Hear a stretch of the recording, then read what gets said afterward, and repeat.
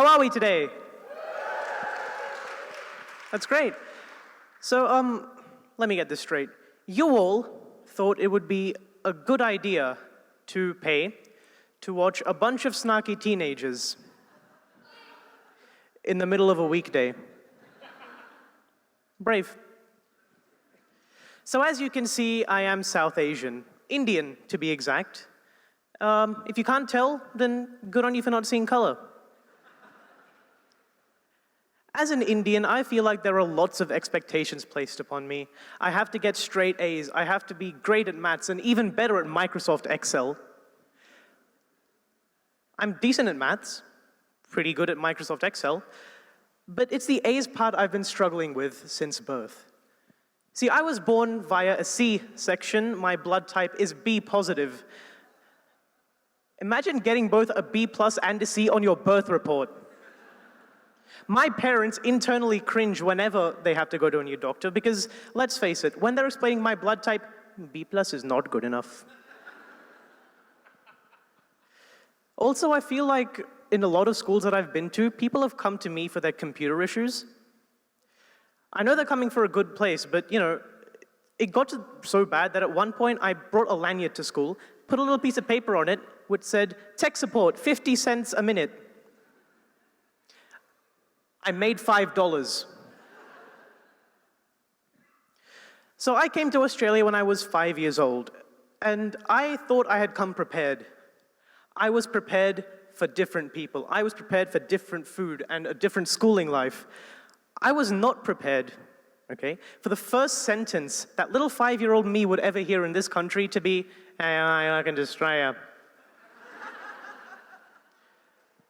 4 months, even years perhaps, I struggled to grasp the accent. But after that quickly came something else a lot of immigrant kids pick up on, which is a subconscious thing that happens.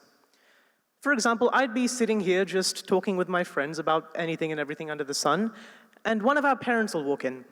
Now, I could be looking that way, but I could still feel their presence. And as soon as that aura hits me, my accent completely changes. I use these hand motions all the time. My head nods in all these weird positions. I talk to them, hey, auntie, hey, uncle, yes, very good. School's good. Yes, I got an A in maths. Bye. And then they leave, and then right when they leave, my accent comes right back to normal. One person who did not grasp the accent at all was my grandpa. He came to visit in 2013, and he would love going to the CBD, meeting new people, just exploring the streets.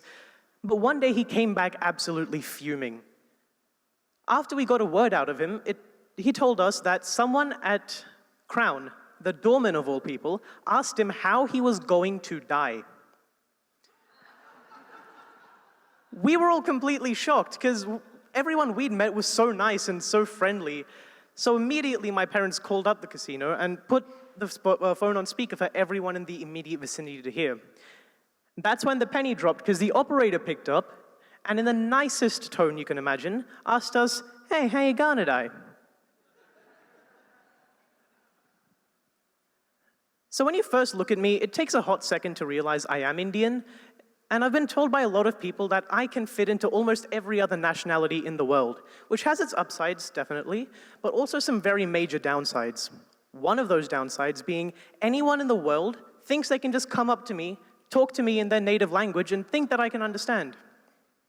I recently went on a trip to the US, and I spent 75% of my time saying the phrase, no hablo español. If I had $1, right, just $1 for every time someone tried to speak Spanish or Arabic to me, I would already be living like a Sheikh Habibi. Also, someone with my skin color finds it very hard to say a few certain phrases. They can be the most innocent phrases in the world, but out of context, they can be seen as quite weird. For example, I can't greet my friends normally. I have a very good friend named Jack.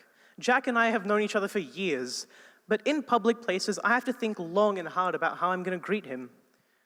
We were on a school trip once, and I saw him on the plane next to me. And the plane was already in flight, so I went to say hello to Jack. I stuck with the phrase, hello, Jack, which is the safest option on a plane, because someone who looks like me staring at a scrawny little white kid named Jack in the middle of a plane 40,000 feet in the air and yelling, "Hi, Jack!" Doesn't really sound too good, does it? So has anyone watched that Married at First Sight reunion that happened a couple of days ago? No? Good. So maths seemed like a great premise for a show. Two people who barely know each other, not even each other's names, get married after being set up by these experts.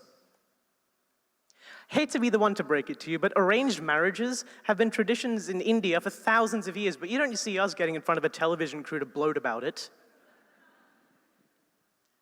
So as I leave right now, I would like to say a very, very helpful phrase that I think the world really needs more of, but my parents, and certainly every other Asian parent in the world, absolutely detests: be positive. Thank you, everyone. You've been amazing.